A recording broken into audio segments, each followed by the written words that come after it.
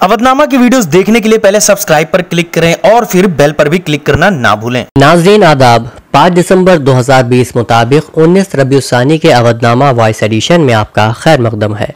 किसानों के एहतजाज की खबर अवधनामा के सफ़े अव्वल की पहली खबर है, जिसमें बताया गया है कि नए ज़रई क़वानीन के खिलाफ मुसलसल 90 दिन जारी एहतजाज के दरमियान भारतीय किसान यूनियन के जनरल सेक्रेटरी HS लखुवाल ने सिंधु बॉर्डर पर कहा कि कल हमने सरकार से कहा कि ज़रई क़वानीन को वापस लिया जाना चाहिए।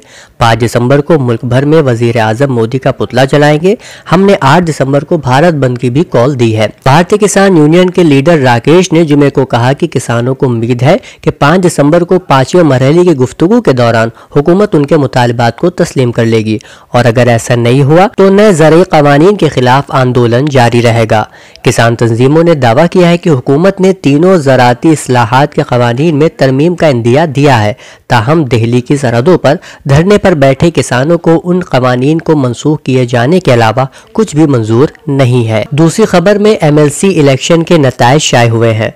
तफसील के मुताबिक उत्तर प्रदेश कानून साज असेंबली के टीचर जुमरे की 6 सीटों में से लखनऊ, मेरठ और बरेली, मुरादाबाद टीचर असेंबली हलकों पर बीजेपी के उम्मीदवारों ने जीत हासिल की है।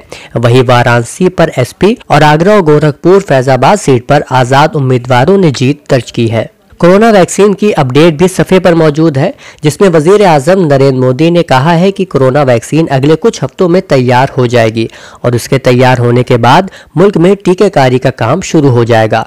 मिस्टर मोदी ने कहा कि कोरोना वैक्सीन की कीमत का तयन अवामी सेहत को तरजीहात तस्लीम करके रियासतों के साथ गौर व खौस की बुनियाद पर किया जाएगा। 8 मुमकिना वैक्सीन है जो आजमाइश के मुख्तलिफ मराहिल में है और उन्हें हिंदुस्तान में तैयार करना है। माहिरीन ये मान रहे हैं कि अब कोरोना वैक्सीन का ज्यादा इंतजार नहीं होगा। रिजर्व बैंक ऑफ इंडिया की जानिब से जुमे को ऐलान की जाने वाली मॉनेटरी पॉलिसी में मुसलसल तीसरी मरतबा रेपो रेट और रिवर्स रेपो रेट में कोई तब्दीली नहीं की गई है। रिजर्व बैंक की मॉनेटरी पॉलिसी कमेटी के इजलास के बाद आज इसका ऐलान गवर्नर शक्तिकांत दास ने किया। RBI ने रेपो रेट को 4% और रिवर्स रेपो रेट को भी 3.35% पर रखा है। ये मुसलसल तीसरा मौका है जब RBI ने दोनों के निर्खों में कोई तब्दीली नहीं की है। सफ़े के ज़ेली हिस्से में चीन से मुताल्लिक खबर मौजूद है। री एजुकेशन कैंपों में रखे गए अगौर मुसलमानों को जुमे के दिन जबरन खिंजीर यानी सुअर का गोश्त खाने के लिए मजबूर किया जाता है। इन बातों का इंकशाफ सरागिल सोबते नामी खातून ने किया है, जो चीनी हुकूमत के इन मजालिम का शिकार बन चुकी है। वाज़ेह है कि गुज़िश्ता कई वक्त से चीन अगौर मुसलमानों पर जुल्म कर रहा है, जिसके लिए कई ममालिक ने एहतजाज भी किया है। सफ़े पर आज डॉक्टर कल्बे सादिक मरहूम की मजलिस तरहीम का इश्तिहार भी मौजूद है। ये मजलिस 6 दिसंबर को मस्जिद वलीउल असर मुफ्तीगंज लखनऊ में होगी, जिसको मौलाना सैयद ज़की हसन खिताब फरमाएंगे। प्रोग्राम का आगाज 7 बजे शब से होगा। अवधनामा के जहानुमा सफ़े पर शाये पहली रिपोर्ट के मुताबिक फ्रांस में सियासी इस्लाम की रोकथाम के लिए कानून बनाए जाने की खबर है। खबर के मुताबिक इस कानून के मतन में फ्रांस की जमहूरी अक़दार की पहचान एक सियासी तहरीक के तौर पर इस्लाम को मुस्तरद करने और गैर मुल्की मुदाखलत पर पाबंदी जैसे नुकात शामिल हैं। 2 रहनुमा उसूल इस मंशूर में सियाह और सफेद तौर पर दर्ज होंगे और वो है कि सियासी इस्लाम और बैरूनी मुदाखलत कतई तौर पर नामंजूर होगी।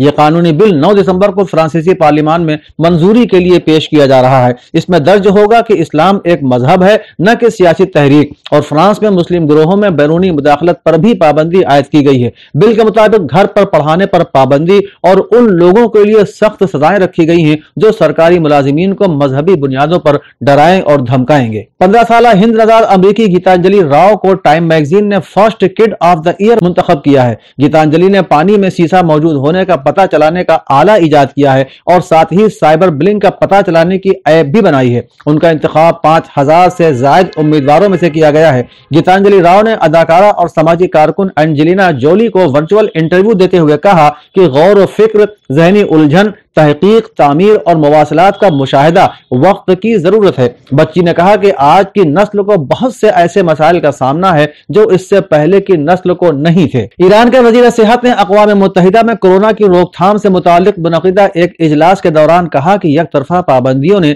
ईरानी कौम के लिए जरूरी अद्वियात और तिब्बी सामान की फराहमी को निशाना बनाया है। इस्लामी जमहूरिया ईरान के वजीर सेहत डॉक्टर सईद ने अक़वाम मुत्तहिदा में कोविड-19 की रोकथाम से मुताल्लिक वीडियो कॉन्फ्रेंस से खिताब میں ایرانی عوام کے خلاف امریکہ کی معاشی دہشت گردی کی جانب اشارہ کرتے ہوئے کہا کہ امریکی پابندیوں نے ایران میں کورونا وائرس کا مقابلہ کرنے کی راہ میں مشکلات پیدا کر دی ہیں۔ انہوں نے کہا کہ یک طرفہ پابندیوں نے ایرانی عوام کے لیے ادویات اور ضروری طبی ساز و سامان تک رسائی کو مشکل بنا دیا ہے، جس کی وجہ سے ایرانی عوام کی جان خطرے میں ہے۔ ایران کے اعلیٰ ایٹمی سائنسدان کے قتل کے بارے میں جس کا تہران نے اسرائیل پر الزام لگایا ہے، اپنے پہلے عوامی تبصرے میں کل جمعرات کو نو منتخب امریکی صدر جوزف بائیڈن نے کہا کہ یہ بتانا مشکل ہے کہ اس واقعے نے ایران کے ساتھ کشیدگی کم کرنے کی ان امیدوں کو کتنا پیچیدہ بنا دیا ہے۔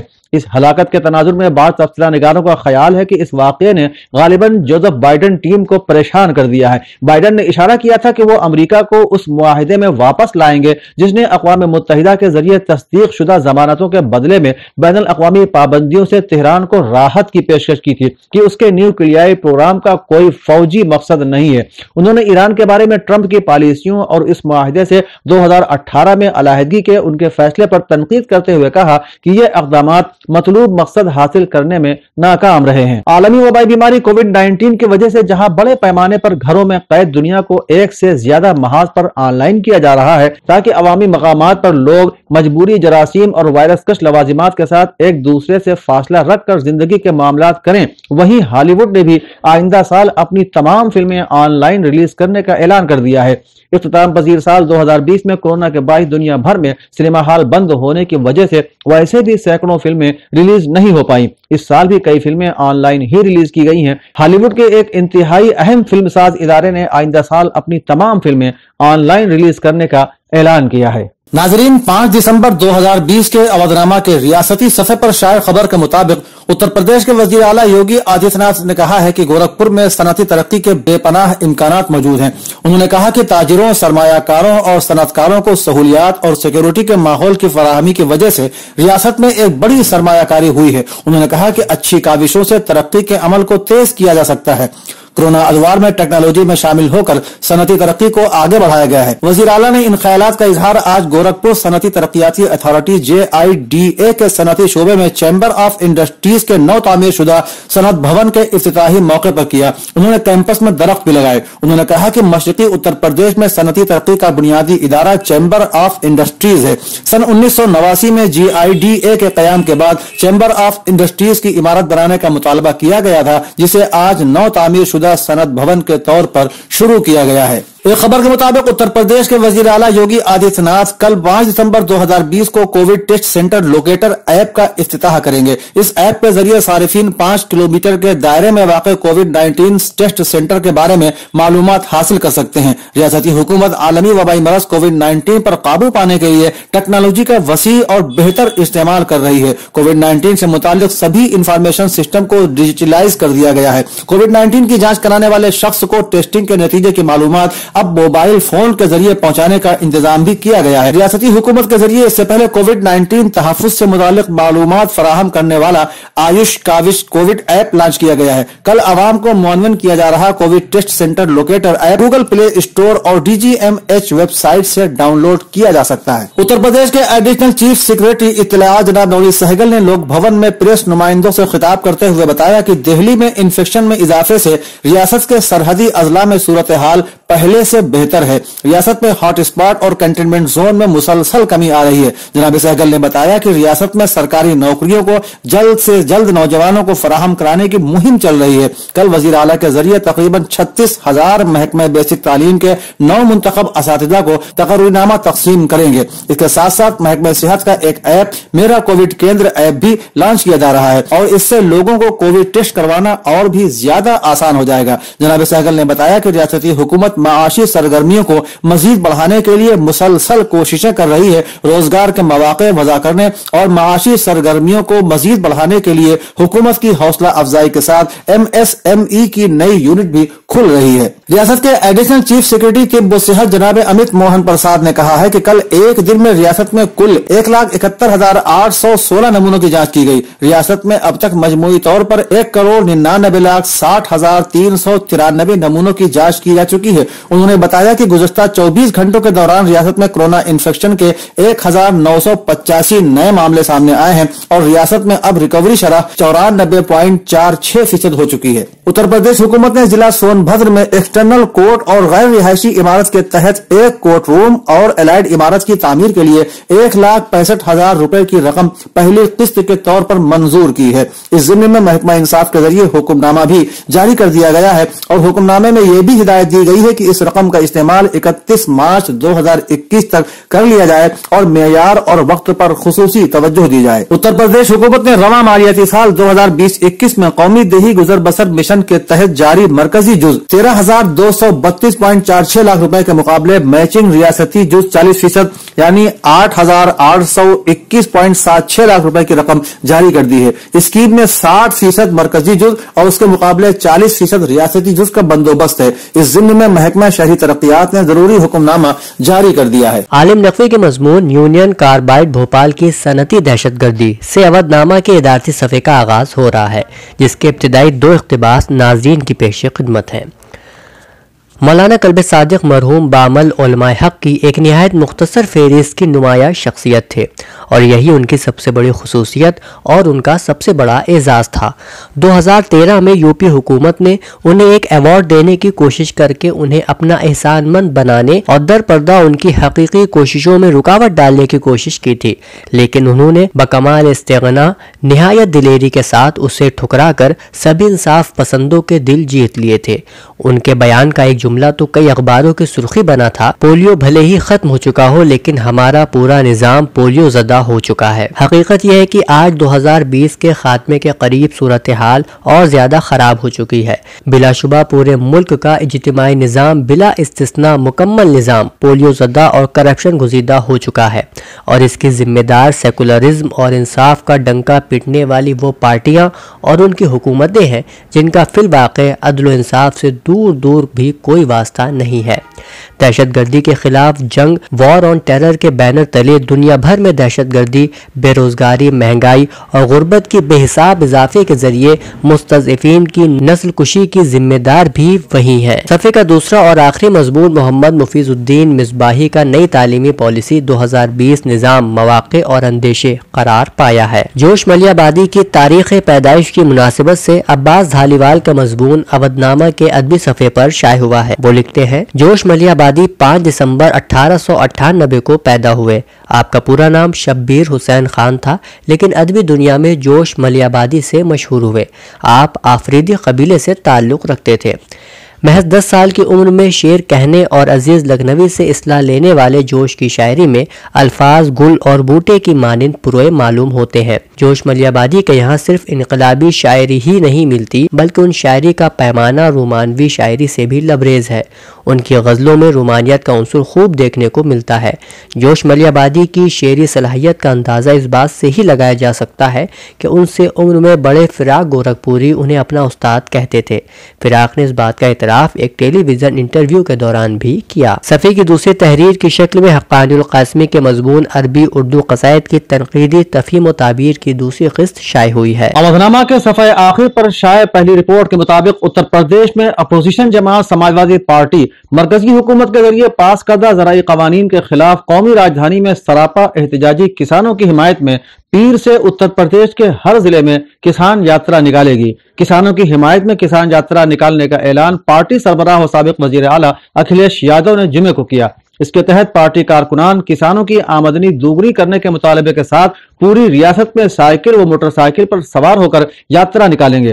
وہیں مسٹر یادو نے الزام لگایا کہ کسانوں کو نہ تو گیہوں کی کم از کم سہارا قیمت ملی اور نہ ہی دھان کی۔ کسانوں کی آمدنی بھی دوگنی نہیں ہوئی۔ سرکاری خرید مراکز بی جے پی کی خراب پالیسیوں کی وجہ سے بدحالی کا شکار ہیں۔ بزم مرثیہ خوانی و دبستان مرثیہ خوانی لکھنؤ کا تعزیتی جلسہ زیر صدارت سید حیدر نواب جعفری حیدر لکھنوی کے مکان پر منعقد ہوا۔ تلاوت کلام ربانی کے بعد سید محمد عون رضوی نے اپنی تقریر کے دوران مولانا کی دینی خدمات پر بھرپور روشنی ڈالتے ہوئے کہا کہ مولانا نے اپنی زندگی زندگی میں یونٹی کالج کی بنیاد ڈالی، جہاں سے لا تعداد طلاب فارغ التحصیل ہو کر کئی ممالک میں دنیاوی اور دینی لحاظ سے اپنی خدمات انجام دے رہے ہیں۔ اس کے علاوہ ایرا میڈیکل کالج سرفراز گنج لکھنؤ آپ کی نمایاں خدمات ہیں۔ ساتھ ہی ساتھ مرحوم نے اپنی زندگی میں ہزا اسپتال لکھنؤ کی بھی بنیاد ڈالی۔ بالخصوص آپ کی وصیتوں میں ایک وصیت ایسی بھی ہے جو ہمارے مرثیہ خوانی کے ادارے کو تقویت پہنچاتی ہے، وہ یہ ہے کہ ہماری مجالس ایصال ثواب کے لیے کوئی عالم بعمل دستیاب نہ ہو تو مراثی میر انیس سے استفادہ کیا جائے۔